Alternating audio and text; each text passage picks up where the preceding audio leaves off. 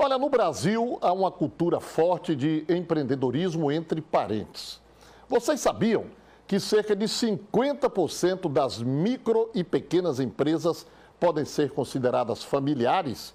Ou seja, possuem sócio ou empregado com algum grau de parentesco em relação ao proprietário? E aí, será que isso dá certo?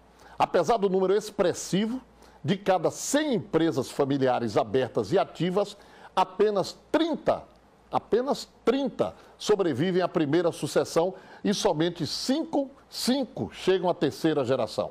Sobre este assunto, iremos falar agora com o professor da USP, Armando Lourenço. Bom dia, tudo bem, professor? Bom dia, como vai? Como é que vai? O senhor está aqui durante a semana e na última terça-feira proferiu, inclusive, uma palestra sobre esse assunto, né? Sobre esse tema, exato. Muito bem. Por que apenas 30% das empresas com ramificações familiares dão certo? Olha, Carlos, esse é um número global, né? Quer dizer, embora o Brasil esteja bem alinhado com esse número, você tem 3 razões principais. A primeira delas é a centralização dos fundadores. A segunda, os conflitos familiares. E a terceira, a preparação inadequada dos sucessores. Sendo que essa questão dos conflitos ainda talvez seja um dos pontos mais difíceis. Até porque as pesquisas mostram para a gente, a experiência profissional também, que 85% das empresas familiares têm conflitos. Normalmente uma empresa dessa é criada pelo patriarca, né? Da família, que aí coloca às vezes mulher, filhos, genros. E aí, a partir do momento que cada um vai, por assim dizer, numa linguagem popular, engrossando o pescoço, a coisa vai se complicando, né? Exatamente. Hoje assim, o mercado hoje tem alterado, hoje você tem fundadores, empreendedores, empreendedoras, mas é nesse momento, como você falou, do engrossando o pescoço que pega. Por quê? Porque você começa a ter conflito de gerações, quer dizer, então você pega, por exemplo, as gerações que estão por vir, ou que estão vindo, elas muitas vezes têm uma qualificação diferenciada dos fundadores. E aí elas querem colocar em prática um modelo de gestão que não é o mesmo que era, né? Às vezes dá certo e outras vezes dá errado. Às vezes dá certo e outras vezes dá errado. Agora, eu não sei se por coincidência ou não, 2 empresas que são grandes hoje, elas, em termos de Brasil, elas cresceram muito assim, deram um salto estúpido após a morte dos seus fundadores. E eu cito um exemplo aqui. Uma, porque eu tenho até relações comerciais com ela, foi a Skin, né? Quando foi assassinado o velho Skin, lá no interior de São Paulo, e os filhos assumiram. E outra foi a TAM, que era o comandante Rolim, faleceu em acidente e tal, e depois subiu. Teria sido coincidência? Ou uma nova mentalidade empregada na empresa pontificou de forma positiva? Olha, assim, é difícil explicar nesses 2 casos específicos, eu não tenho contato desses casos específicos, mas eu vejo acontecer isso. Eu acho que muitas vezes o cenário muda, o cenário econômico muda, então o nível de competitividade é outro e aí você precisa de um outro tipo de gestão. Mas isso não é uma regra geral, né? Quer dizer, como você mesmo comentou no início da entrevista, apenas 33% dessas empresas conseguem chegar na segunda geração com sucesso, por aquelas razões que eu comentei com você. Sem citar nomes, mas já saiu até na internet, nós temos aí uma grande rede de televisão que está agora em sério conflito familiar de irmãos, entre irmãos, né?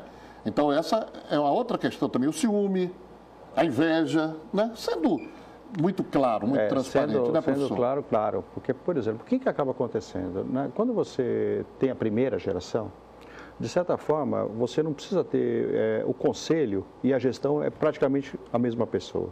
Mas quando você vai para a segunda geração, precisa ter 2 níveis, 2 instâncias, o conselho e a empresa. Então, você começa a ter conflitos entre essas instâncias, sobretudo porque os irmãos, eles são criados para serem irmãos e não para ser sócios. E ser sócio é diferente de ser irmão. É verdade. E aí o que acaba acontecendo, aquelas mágoas, por exemplo, passada, um trauma, uma disputa, por exemplo, pelo amor dos pais, um ciúme, eu brinco, o videogame que você não ganhou com 15 anos e o seu irmão ganhou. Aí aflora tudo isso, Isso né? aflora. Às vezes está lá no subconsciente. Muitas vezes. Né? Mesmo se levar em conta o que é o fato dessa grande empresa de TV de rede nacional, eu estive recentemente em São Paulo conversando com um dos seus diretores, já é diretor há 40 anos lá, e ele mesmo disse que é algo totalmente injusto, mas o outro que está reclamando não quer saber, não é verdade?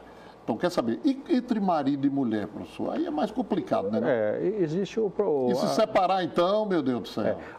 A questão, como eu falei para você, a questão dos irmãos é muito comum, né? Os principais conflitos são entre irmãos e pais e filhos. Esses são os principais conflitos de uma maneira geral. Mas o casal, ele tem uma dificuldade, né? Porque você separar, vamos dizer assim, um casamento é muito difícil, é muito dolorido, mas ainda é possível de separar.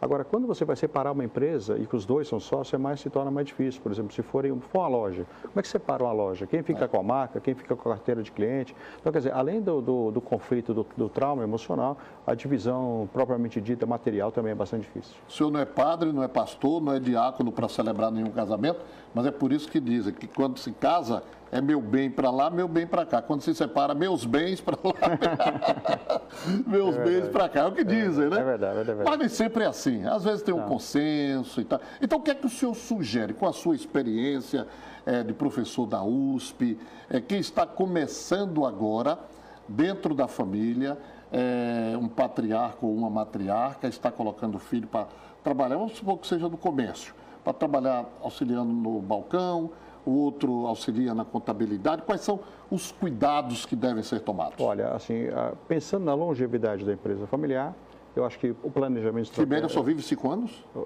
Da primeira para a segunda... Para a segunda? Isso, 30%, 33%. Certo. E na terceira, praticamente está entre 5% e 16% dos que sobram. O número ainda a gente não tem muita precisão. Mas o que a gente vê da longevidade, ter um planejamento estratégico, profissionalizar os sócios, profissionalizar a gestão, ter um plano sucessório e administrar os conflitos. Quer dizer, esses são o que a gente chama de fatores pilares, né? Direcionadores da empresa familiar para a longevidade dela. São os pilares. E aí a gente pode aumentar até esse percentual aqui que está baixíssimo. Aumenta. As pesquisas mostram para a gente, Carlos, que aquele 33%, ele tem a possibilidade de subir para 68% quando você tem algum tipo de trabalho em cima, um trabalho bem feito. Agora, nota, quando você fala, poxa, mas subiu de 68% para 33%, então dobrou. É verdade, dobrou. Mas quando você olha o 68% comparado com 100%, você vai ver que ainda vão faltar 32% dos casos que mesmo você fazendo um trabalho, você não vai resolver. Por quê? Porque o problema é pessoal. E na pessoa é muito difícil resolver. Complicado todo, né? Totalmente. Aí é muito complicado.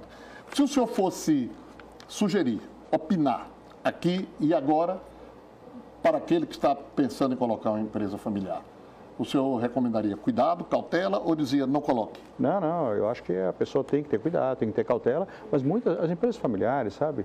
Eu pude trabalhar nesse setor e preparei mais de 88 herdeiros no Brasil e também fiz muitas mediações de conflitos. Então, eu me aproximei muito da família. E sabe, quando você se aproxima da família, você vê a empresa familiar de uma outra ótica, de um orgulho. Sim. É muito orgulhoso ter uma empresa familiar, é muito bonito. Lógico. Então, eu acho que vale a pena, com esses cuidados, desses fatores direcionadores que eu falei. Sobretudo, uma coisa que as empresas não fazem no início, que é o acordo familiar, que é muito importante já começar com regras de convivência. Como assim? É um acordo, porque você já estabelece, por exemplo, quais são os principais tipos de conflito que você tem na empresa familiar e você estabelece algumas regras previamente. Por exemplo, vamos supor que o problema da empresa familiar não é entrar, é sair. Esse é o problema de entrar uma pessoa, é sair uma pessoa. Então, se você discute previamente se as pessoas da família podem entrar ou não, e se entrarem, quais são os critérios de ingresso, você vai ter muito menos problema do que quando você coloca uma pessoa sem critério nenhum e às vezes só pelo laço de consanguinidade. Então, essas regras prévias, elas ajudam muito, porque quando o conflito surgir, não será resolvido no calor da emoção. Ele já tem uma regra preservada. Professor Lourenço, satisfação muito grande recebê-lo aqui. Um abraço, então. Tá bom? Muito obrigado. Nós vamos chamar um rápido intervalo aqui no Sergipe no Ar e voltamos já já.